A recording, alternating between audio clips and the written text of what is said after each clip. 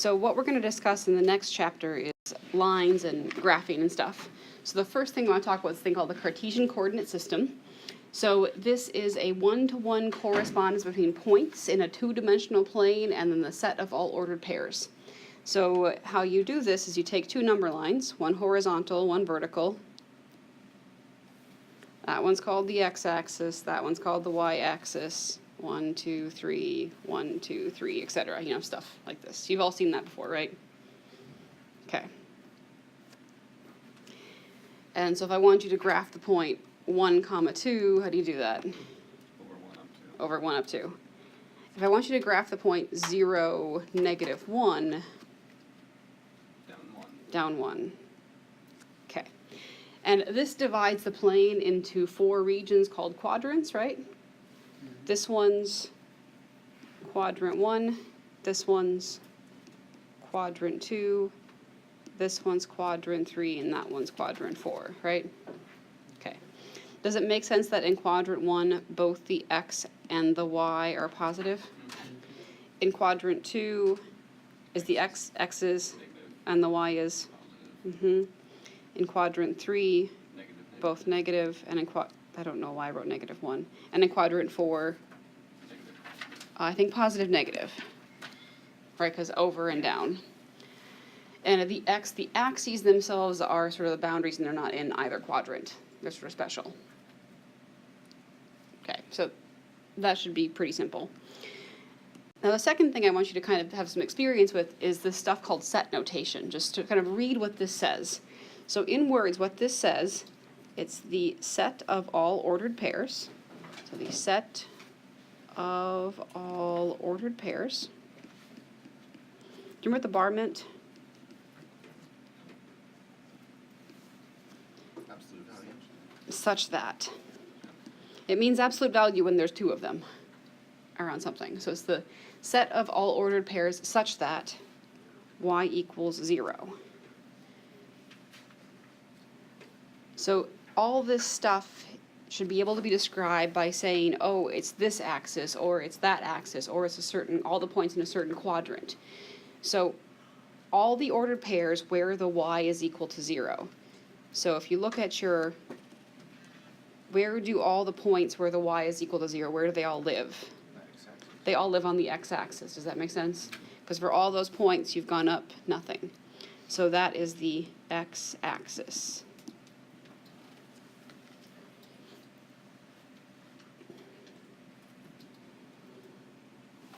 This is the set of all ordered pairs whose product is positive. So you take the x, you take the y, you multiply them together, and you get a positive result.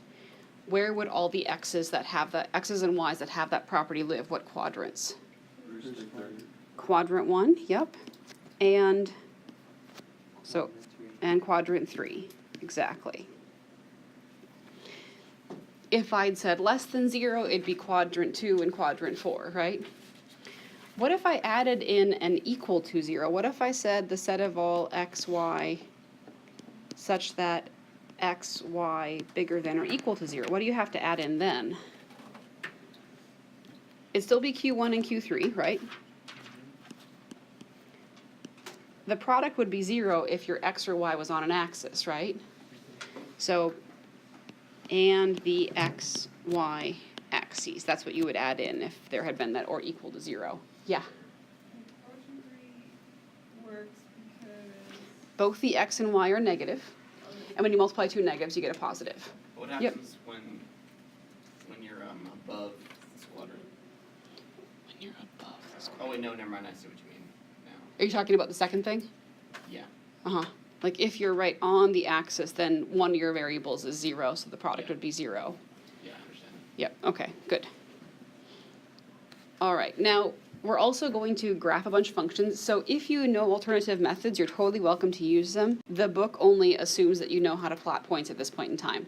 And plotting points is your fallback method. If you don't know how to graph something, you pick x's and you plug them in and you find the y's. That's your fallback method if you're stuck, okay?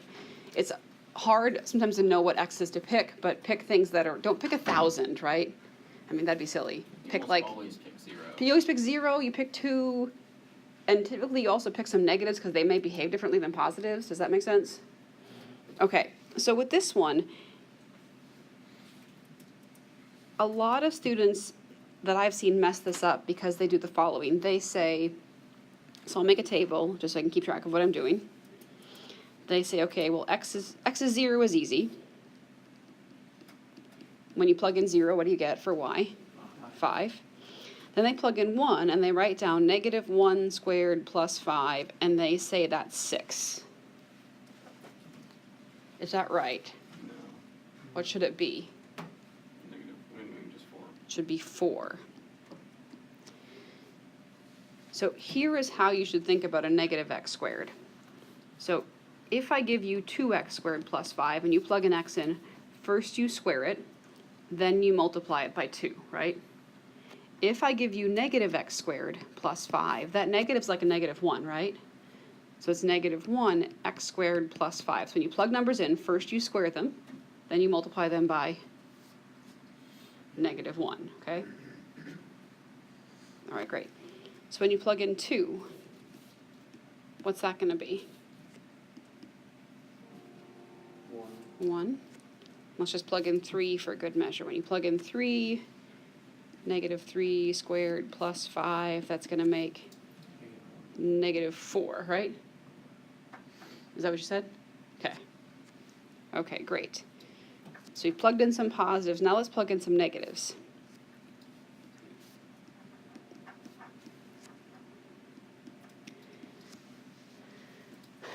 Does the negative sign out in front of the negative 1 cancel the negative inside the squared? No, it doesn't. So first you square, then you multiply by negative 1. So I wrote plus 4 when I should have written what? 5. So what should the answer be? 4. What are you going to get when you plug in negative 2? 1. And you plug in negative 3, you're going to get? Yep. It's a parabola, yep, exactly. So 0 up 5, over 1 up 4, over 2 up 1, over 3 down 4.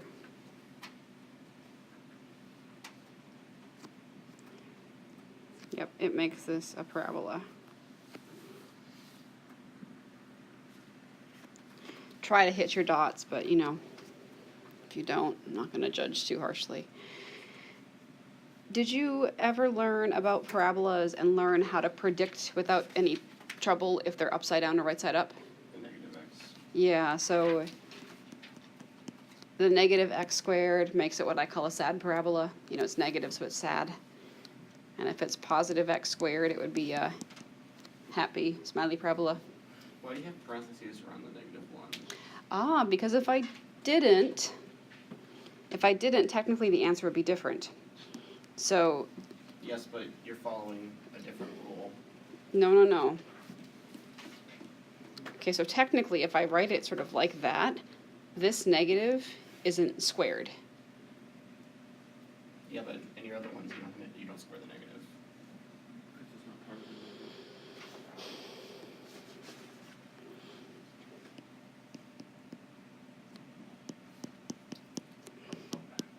So the thing that's being input is what's being squared, right? Yes. So when you input 1, that's what you've got, right? When you input negative 1, Okay, that makes a lot more sense. okay, so yeah, the thing is that the negative for the first 3 points was not part of what was being input. If it makes you feel better, one sort of thing that will always work so you won't mess up signs is if you always put your input in parentheses. That will always work. So, yeah, but the technicality there is that that negative that's out in front does not get squared. Another way to fix that, if you felt like you don't like this way, you could also write this as 5 minus x squared. And that would also work. You could say then do 5 minus whatever you get when you square your number. So, okay. Now, do you guys know how to plot lines? Mhm. Yeah, so where do you start? Minus 2.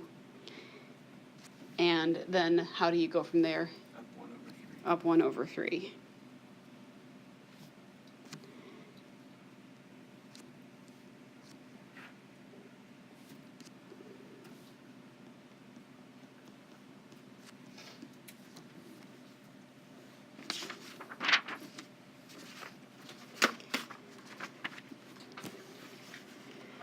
Okay, so the most complicated thing in this section is discussing a little bit about something called symmetry.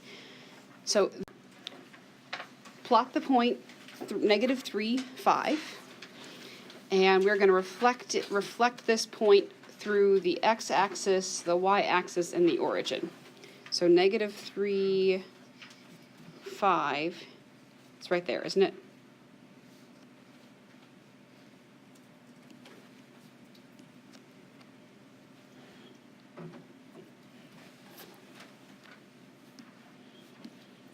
So if I take that point and I flip it over the x-axis, it reflects down, right?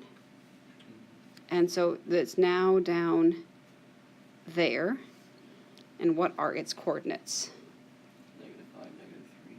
I mean, -3, -5. -3, -5. So the point becomes -3, -5. The thing to notice is that the x's are the same and the y's are opposite.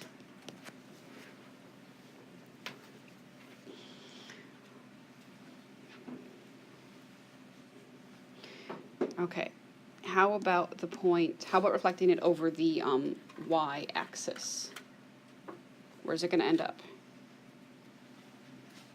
Over, does right there seem plausible? So that one, the coordinates are now going to be 3, 5. So relative to the original point, the x's are opposite, right? And the y's are the same. That's the point 3, 5.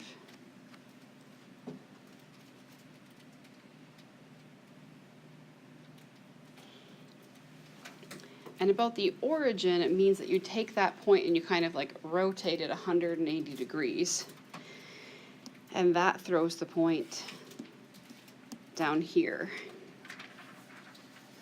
and makes it +3, -5.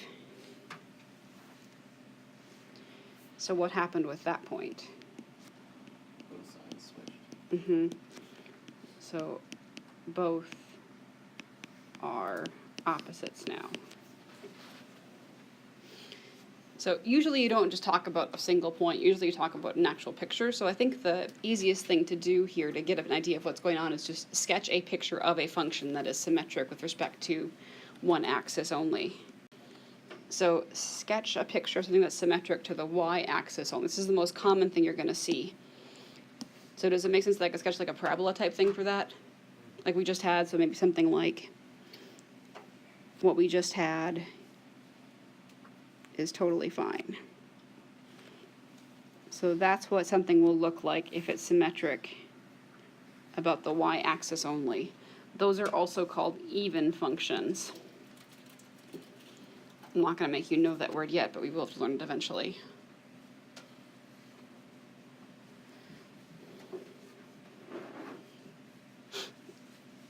Okay, how about something symmetric to the x-axis only? What will that kind of look like?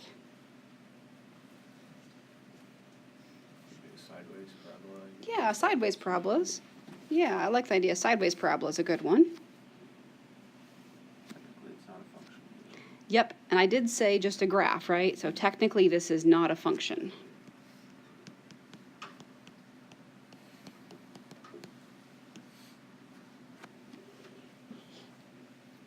But it does have that kind of symmetry, right?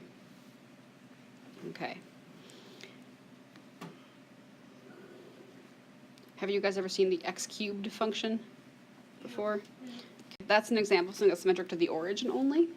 So it goes through the origin and looks something like this-ish. I know I gave you really small pictures, so you can't draw stuff super well, but that's an example of something with original symmetry. So you can take the first part and kind of just rotate it at 180 and you get the other part. Those functions that have original symmetry, those are called odd. We'll discuss that more later, and I'm not sure if this book does it or not, but you do have to know those words. If the line just passes through, that is too, right? A line that passes through the origin is always symmetric about the origin, yes. So if you had a line that went like this, it is also symmetric about the origin. That is true. Also, Circle. a circle is technically, but I want the origin only. I said that on purpose so you wouldn't get things that had mixed up symmetries. This kind of function is also symmetric about the origin. Okay, that's a sine function, or part of a sine function. Okay. How about, so click on the next one, symmetric with respect to all three. So both the x-axis and the y-axis and the origin, a circle will do it. There are other things that will do it too, but a circle does. You could also do a diagonal square. Yeah, exactly. I mean, so yeah, you can make a diamond. And that's not a function either, is it? No, okay, all right, great. So the thing that I care that you take away most from this lesson are these tests for symmetry. So a graph is symmetric with respect to the x-axis. So think with the x-axis, that meant that, what was the same and opposite? So we'll go back, we'll look back at your one up above. The x-axis was point A, right? So on point A, what was the opposite? The y. The y. So if AB is on the graph, so is a negative b. So it's like saying whenever this point's on the graph, so is that point. Does that make sense? Okay. And the way you test for that is you replace the y with a negative y, and you get the same answer equation for x. Because what those 2 points say is they say, oh, you get the same x for these two different specific y's. So these things are also going to be not functions, they're going to be x equals stuff, as opposed to y equals stuff. That's why you're replacing the y. This next one is the most common. Like this one's more common than the previous one. I can't spell. If you have to go, Marky, it's okay. So a graph is symmetric with the y-axis. So think back to your picture. So if AB, if this point was on the graph over here, this point over here is also on the graph, right? So which coordinate became the opposite? The A, the x, yep. So negative AB is also on the graph. So you plug in A and negative A for x, and do the y's change? Because when you plug in A, you get positive B, you plug in negative A, you get positive B, right? So to test for symmetry about this axis, you replace x with negative x. And if the result is unchanged, your picture is symmetric about the y-axis. And then for the origins, if AB was on the graph, remember for that one, both points were opposites, right? So that means negative A, negative B is on your graph. And to test this one, you replace x with negative x, and I forgot to add this, and y with negative y. So you replace them both. And if the result's unchanged, you're symmetric about the origin. These tests are tricky, so what I think I would suggest doing to convince yourself you understand is try the test, use something to graph it to check your answer. Does that make sense? If you only use Wolfram Alpha to graph it and you just say, oh, I see a symmetric about blah and have no idea where the picture came from, you're not helping yourself, right? Okay, so let's try a few.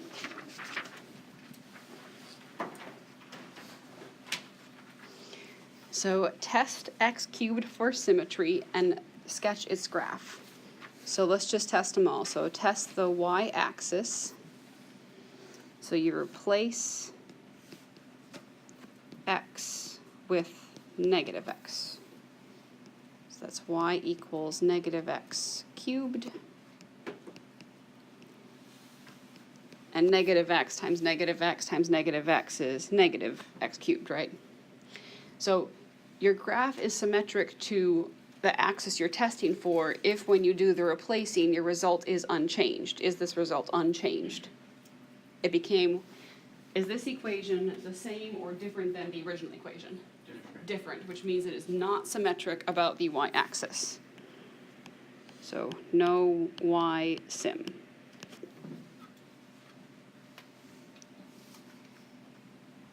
Did I just do the wrong thing?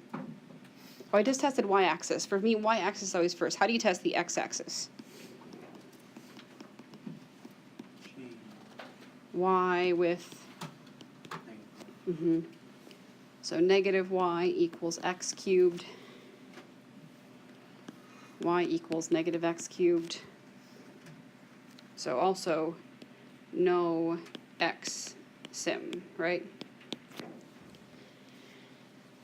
Do you guys understand why I never test for x-axis symmetry? Usually you graph functions, right? So would any function ever have x-axis symmetry? No, never. So it's like kind of like, why am I even bothering? But then how about the origin?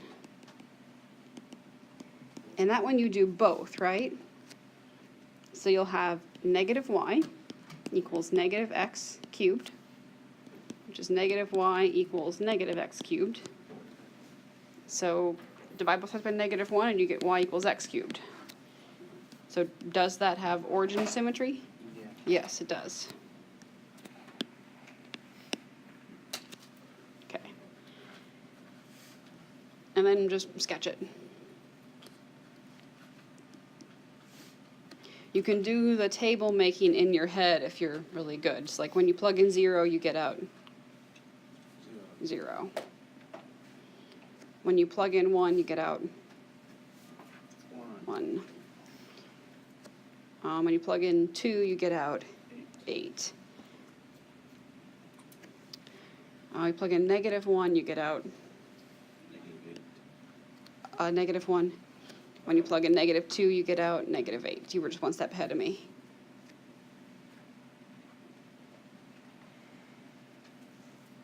So, ish. And your picture matches your conclusion that there was only origin symmetry, right? There's no x, no y, just origin.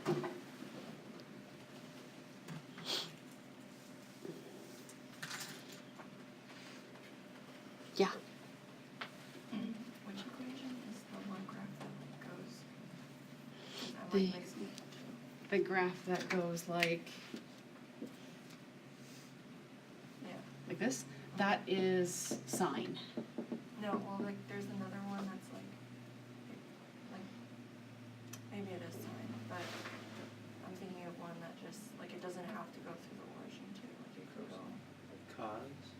There's a cosine function. That would look, I just kind of drew it sucky, but this thing's supposed to be in the middle. Is that the function you're thinking of? Well. Because no, here's like, the. I remember it being like x cubed, like, it's not like a sine or a cosine function, Okay. but it's. Because let me finish and I'll talk some more about symmetry, but everything that's symmetric about the origin has to go through the origin. If you're not symmetric, if you're not through the origin, you can't be symmetric about the origin. You wouldn't have the rotational symmetry. So unlike if you have a function that has y-axis symmetry, it can go through any point. It doesn't go through the origin, right? So that's a little technicality. And you can try to sketch a picture and tell me what you mean in a little bit, okay?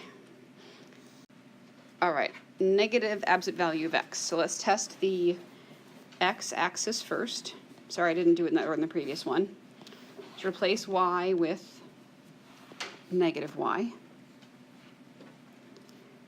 So negative y equals negative absolute value of x, which would mean y equals absolute value x. Is that equation unchanged? No. So there's no x-axis symmetry. y-axis. What do you replace there? X. X with negative x, great. That becomes y equals negative absolute value negative x. Do those negatives cancel? No, the inner one gets canceled by the absolute value, right? And then it's just negative absolute value x. So equation's unchanged. So yes, there is y-axis symmetry. And then origin. Let's see, negative y equals negative absolute value negative x. Is that going to be unchanged? No, so there's no origin symmetry. But it does have rotational symmetry. Nope, it doesn't. It has reflectional symmetry. Well, if you rotate it, it'll still work. Graph Graph it, it, graph it. 360 degrees. Let's just graph it. No, you're wrong. I'm sorry. Okay, so, yeah. Okay, so plug in your numbers. When you plug in 0, you get out 0, right? When you plug in 1, what do you get out? When you plug in 2, you get out. Okay. When you plug in negative 1, negative absolute value negative 1, you get.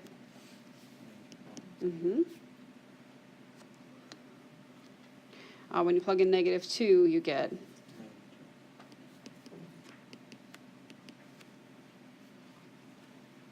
So imagine a clock and rotate it.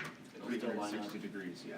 But that doesn't. But the original rotational symmetry, like about the origin, refers to a rotation of 180 degrees specifically. Yes, you can imagine a specific angle on which you can make this rotate back on itself, but it is 360, and that's kind of redundant. So it's not helpful. But the origin symmetry is a specific amount of rotation. So if you want to make up other rotational things, that's totally fine, but there's not the one we're looking for right now. I mean, by your definition, every single function that's symmetric about the y-axis would have some kind of rotational symmetry. But you have to rotate a whole full 360 to get it back on itself. Okay. How about this one? Okay, so test this for symmetry. So x-axis. So you replace y with negative y. So x squared plus negative y, the quantity squared, equals 4. Is that going to give us back the original? Yes. So yes, x-axis. How about y-axis? Replace x with negative x, right? So negative x squared plus y squared equals 4. Is that also true? Yep, so that one. And then origin. Replace both. Negative x squared plus negative y squared equals 4. Is that going to give us back the original? Yep, so that's also true. And now the question is how do you plot this? I mean, it's a circle. Maybe you've seen that before, but if you didn't know, if you say plugged in x, what's the easiest number to plug in for x? 0. And you would get y squared equals 4, right? Which would imply that y equaled what? 2 things. 2 and negative 2. So you've got a point there, a point there. Also, you could plug in 0 for y, right? And that give you x squared equals 4. So x equals plus or minus 2. So you've got a point over 2 up nothing, back 2 up nothing. And that does indeed make a circle, and actually the reason why we're going to discuss in the next lesson. Okay, great.